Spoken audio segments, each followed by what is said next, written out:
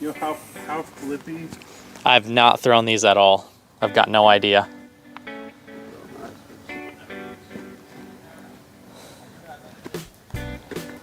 Oh, he chooses the hyzer line.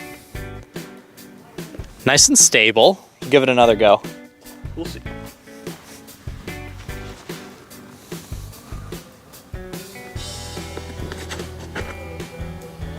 Get off it. Skip in the basket. Oh, that's good though. Nice job. All right, what do you think about the Loft Discs Titanium? It feels really good in the hand. You know, flies well on hyzer. It kind of held the line pretty well. Didn't flip up too much. Very controllable. Just ran into Joe. Figured I'd let him throw the new disc before I got to try it. All right, we got another victim here. We got Jared. He's fairly new to disc golf. How long you been playing? Just since this summer. Just since this summer. Yeah, I moved to Charlotte and picked it up. So He's gonna try out the Titanium. Let's see how he does. yeah, good luck to me. Yeah. Also choosing the hyzer line. Oh, go straight then. I like the straight shot. Yeah, I do the straight shot. Left though, right? A little bit. Yeah. A little bit. All right, I'll do my best here. That wasn't the hyzer. Should have went that way. Yeah, you should. Here, you want another try? Yeah, sure. Yeah, here you go. Take a look at that. All right, he's going for the hyzer. Oh, this one's warmer. It's been in your hand for a while. Yeah, I've been holding it for a while. Oh, nice. There you go. That's a great pull. All right, 10-second review. What do you think? I like it. It's nice. It has a really good feel in the hand. I like the feel of the plastic. Yeah. And yeah, it's got a really nice, like, consistent drop to the left. So it's Yeah. good for hyzers, and we'll see what happens if we flip it up. Thanks for being on the channel. All right, I've got one last victim today. What was your name? Drew, Drew. We've got Drew here. How long you been playing? about 2 years. About 2 years. So we've got a fairly new player and a fairly experienced player. First thoughts, how do you think the plastic feels? Plastic feels great. Looks like it would be a little bit softer, but it feels nice in the hand. Yeah, I like how stiff they are. They feel nice and kind of stiff on the rim. All right, let's see how you do.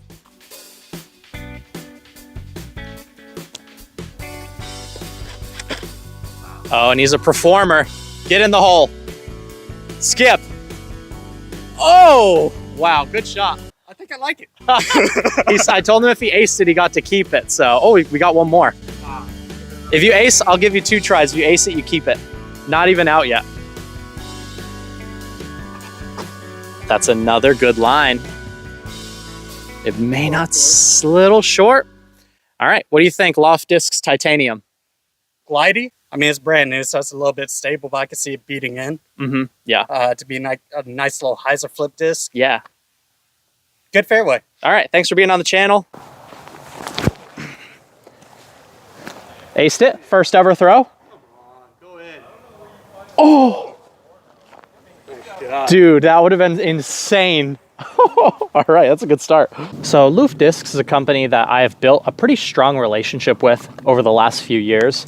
I tested their first ever disc, the Hydrogen. They sent me the first run, Founders Edition of their very first disc, back when they first dropped on Kickstarter. Then they sent me the Boreum, then they sent me the Silicon, then they sent me all the Glow versions of everything. They sent me the Xenon, which is an absolutely perfect overstable 9-speed. Almost acing with my first ever throw of the disc is usually a good sign. It's absolutely dead straight. All right, let's put this thing on a bit more hyzer.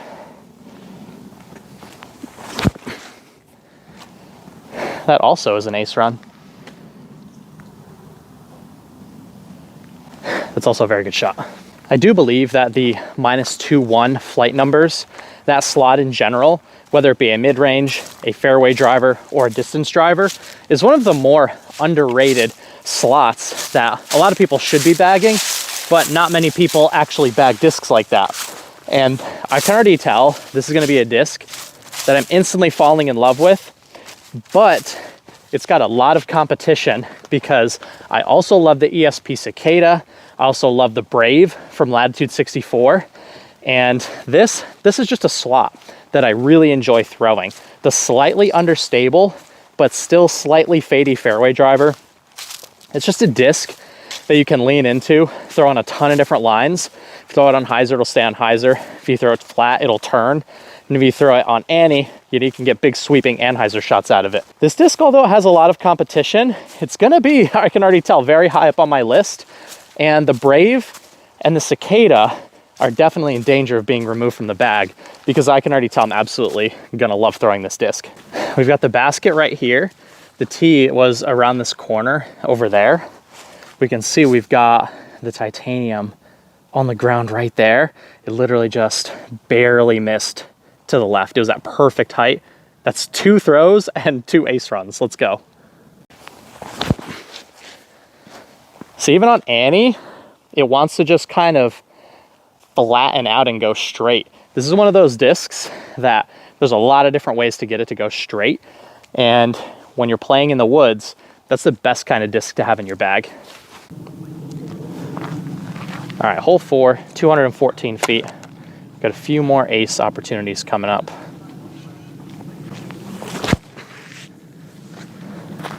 Skip in. Parked, but no ace, too low. I love how straight these are going.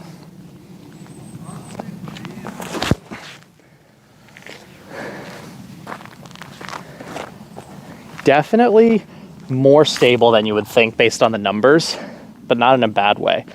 You can force it onto that turn and get that -2 turn, but if you throw it straight, it stays straight, and if you throw it on hyzer, it stays on hyzer. This is just a do whatever you want kind of disc.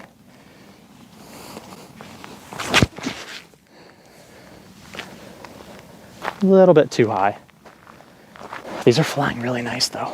I'd say the 2 most notable things about all Loft discs across the board is the high quality plastic. Like I was saying before, stiff around the edge, but still comfortable enough in the hand. They're not like gross stiff, they're like useful stiff and feel good in the hand stiff. And then they also pay a lot of attention to having smooth edges on each and every one of their discs. So you never have flashing, you never have that uncomfortable sharp feel in the hand that you might see in a Gateway disc or a Lone Star disc or a Prodigy disc. You're never gonna see that from Loft discs. So if flashing is something you're really worried about, then you would definitely really like most of the Loft discs for that very reason. Hole 5, 226, probably plays a little bit more than that due to the massive uphill. We've got 3 chances at greatness here. This is probably my #1 most wanted ace in Charlotte. So if we could hit it today, this feels like a very fitting disc for the job.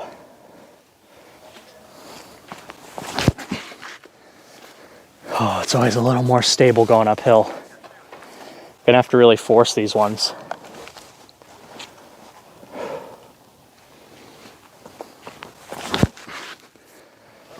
Got it.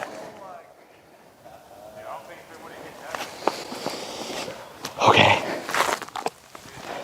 One last shot at greatness.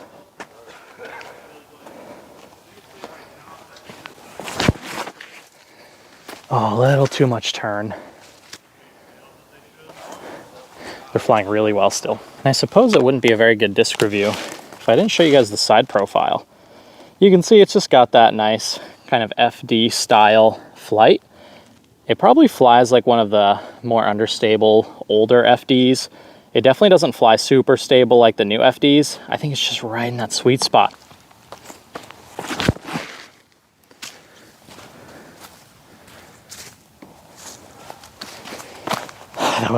That was another potential ace run. And I think when it comes to consistently the highest quality plastic, I think you have the European companies, obviously Trilogy, Latitude 64, Castoplast. And I think Loft discs, again, from Denmark, being in Europe, they seem to have that attention to detail that some of the other manufacturers don't necessarily have.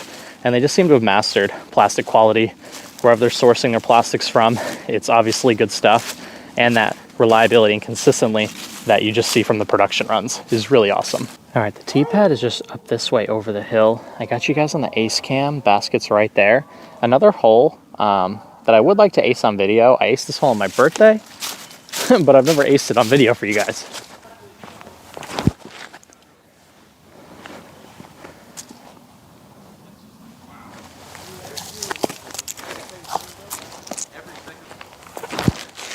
I've got like 2 groups ahead of me as well. Otherwise, I'd let you guys go through. Well, this is it. This is our last good possibility of an ace. Haven't thrown a single forehand today, but we will see how they fly on forehands. And I will be honest, They are pretty shallow, and when I'm throwing forehands, I like wide rim discs that are a lot deeper. So this doesn't feel great for the forehand for me. On backhand, it feels absolutely incredible, but on the forehand, it's probably just a little bit too shallow for me. All right, I do like how torque resistant it was. I thought it was gonna flip up more on the forehand. Looks like I can just go straight at it here.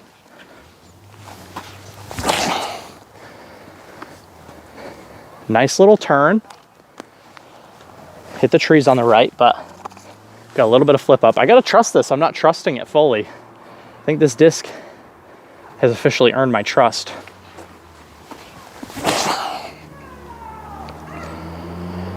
Wow, okay.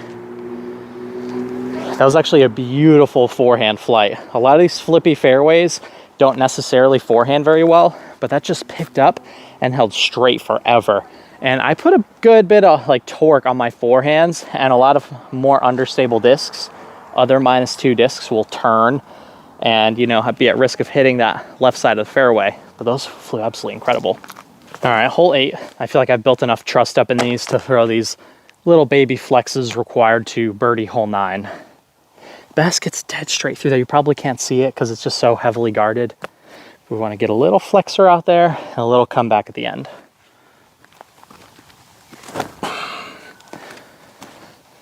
And again, this isn't a Firebird. It's still a straight fairway. It's not a terrible shot.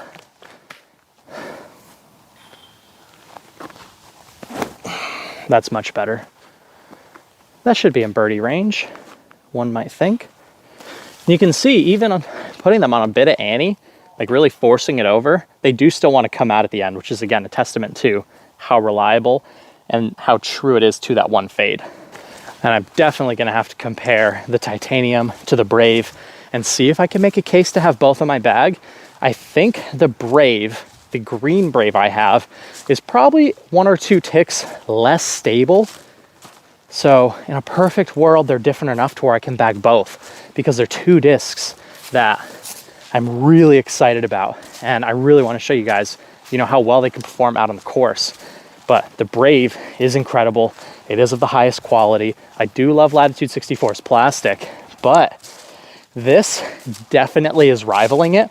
And I won't actually know which one I like better until I actually go out and compare them head to head. So that's something I'm really excited for. Hopefully you guys are excited to see that as well. I'm super pumped to test out the new Latitude Brave versus the Titanium. Well, all right, guys, that is going to be it for today's video. Big shout out to Loft Discs for sending me out the discs for today's video. On the screen, you see a screenshot of an Instagram conversation that I had with Loft Discs. They let me know basically what to expect with the 2 molds that they sent me. I'll also be reviewing the Neon very soon. If you're curious about the Neon, subscribe to the channel because that'll be coming out in the next couple of days, so you won't want to miss that. Loft Discs has shown a lot of support for Iceberg TV over the years, and from the very start of their company, I've always showed an interest in what they're doing over there. There's a lot of innovation, there's a lot of science behind what they're doing, the advertising is really fun, and overall the product is of a very high quality. So yeah, I just want to give a quick shout out to Loft Discs before we wrap up the video. And also I wanted to give you guys a screenshot of the company's description of what the 2 discs are supposed to be like. But anyway, I will see you guys in the next video. Thank you so much for continuing to support my channel, and take care.